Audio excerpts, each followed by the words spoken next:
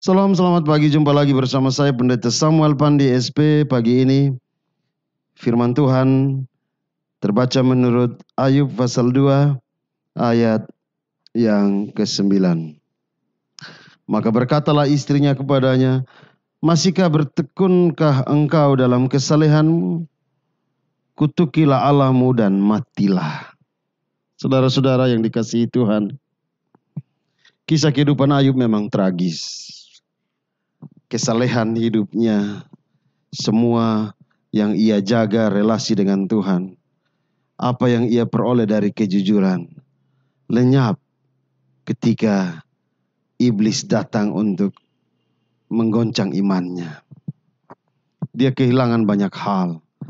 Dia kehilangan bukan saja kekayaan, tetapi aset-aset kehidupan. Pada saat yang sama, dia juga kehilangan status sosial di tengah-tengah masyarakat.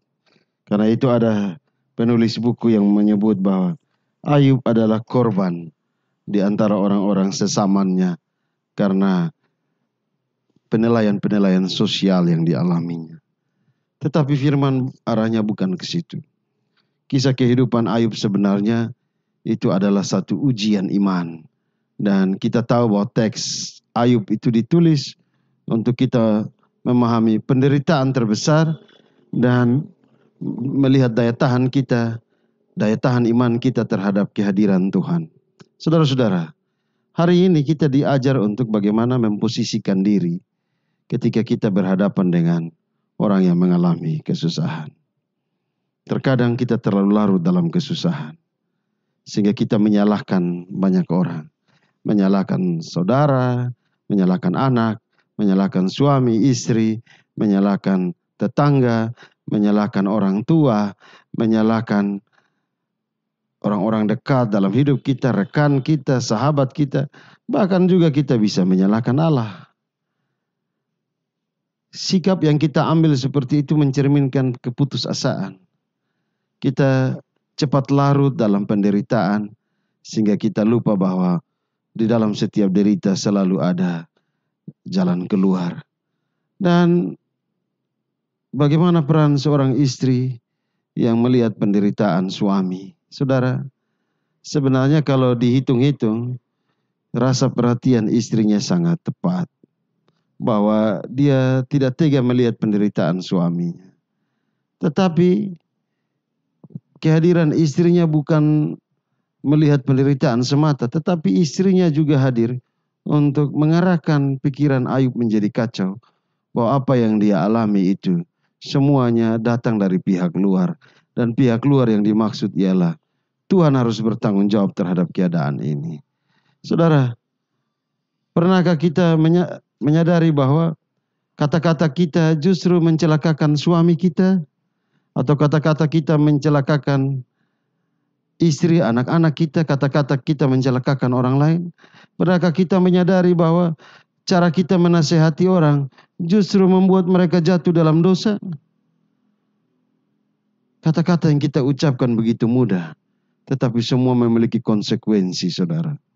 Bayangkan, saudara, dia suruh untuk mengutuki Tuhan, dia suruh untuk mati.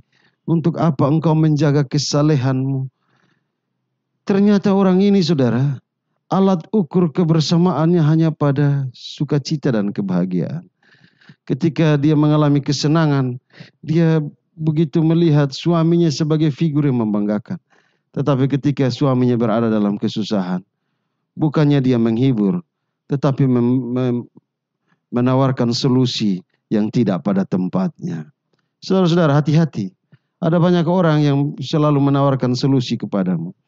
Dia bisa menjadi pihak ketiga yang merusak rumah tanggamu. Dia bisa menjadi pihak ketiga yang membuatmu menjadi jauh dengan anak-anakmu, dengan suamimu, istrimu, dengan orang-orang di dekatmu. Hati-hati, nasihat-nasihat itu kadang menyesatkan. Nasihat-nasihat yang tidak melihat pada persoalan, tetapi memberi jalan keluar yang tidak pada tempatnya. Kita harus menjaga diri kita, saudara-saudara. Baik kita yang beriman terhadap nasihat orang lain, atau cara kita juga menasihati orang lain. Kita belajar bagaimana kita menempatkan diri secara tepat. Karena orang lain membutuhkan yang baik. Bukannya kita datang sebagai pihak yang memprovokasi orang lain untuk menjadi lemah atau mengambil keputusan yang tidak tepat dalam hidup ini. Saudara-saudara, bertobatlah. Saudara-saudara tidak boleh menjadi orang-orang yang hanya mau untuk melihat kebahagiaan hidup, tetapi tidak kuat menghadapi kenyataan hidup ketika kita harus berhadapan dengan kegagalan sekalipun. Karena itu, jaga nasihatmu, jaga kata-katamu, supaya engkau mampu memberi solusi yang baik di tengah penderitaan orang lain. Jangan membuat dia jauh dari apa yang ia yakini, yaitu Tuhan. Mudah-mudahan kita selalu hadir di saat kesusahan orang lain, dan kita menjadi orang-orang yang mampu memberi solusi yang bijaksana menurut kehendak Tuhan. Tuhan memberkati kita.